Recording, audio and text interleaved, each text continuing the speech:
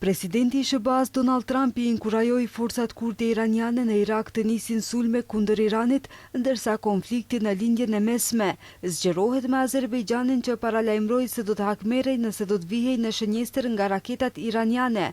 Trump, duke folur për mundësinë e hyrjes së forcave kurde iraniane në Iran nga Iraku fqinj, tha për Reuters së njëjtën: "Mendoj se është e mrekullueshme që ata duan ta bëjnë këtë. Unë do të isha plotësisht dakord." Trump, duke folur me Reuters në një intervistë telefonike, tha gjithashtu se Shtetet e Bashkuara duhet të kenë një rol në vendimin se kush do të jetë udhëheqësi i ardhshëm i Iranit pasi sulmet ajrore vran udhëheqësin suprem Ayatullah Ali Khamenei javën e kaluar.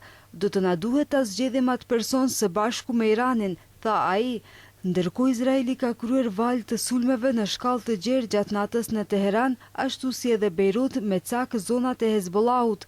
Forcat e mbrojtjes së Izraelit kanë thënë se kanë shënjestruar qendrat e komandës dhe ndërtesat shumëkatëshe në kryeqytetin libanes, si dhe një objekt ku ruheshin dron. Presidenti i Iranit Masud Pezeshkian tha se janë duke u zhvilluar përpjekje ndërmjetësimi lidhur me luftën në lindjen e mesme. Ai shtoi se disa vende kanë nisur ndërmjetësimin pa i përmendur ato me emra. "Ta bëjmë të qartë, ne jemi të përkushtuar për paqe të qëndrueshme në rajon, por nuk hezitojmë të mbrojmë dinjitetin dhe sovranitetin e vendit tonë", shkroi presidenti në rrjetin X. Ndërkaq, kryeministri i Libanit Nawaf Salam i ka bërë thirrje komunitetit ndërkombëtar që të ndihmojë vendin e tij mes luftës së vazhdueshme mes Izraelit dhe Hezbollahut. Ai paralajmëroi se Libani mund të përballet me një katastrofë humanitare për shkak të numrit të madh të njerëzve që janë detyruar të largohen nga shtëpitë e tyre.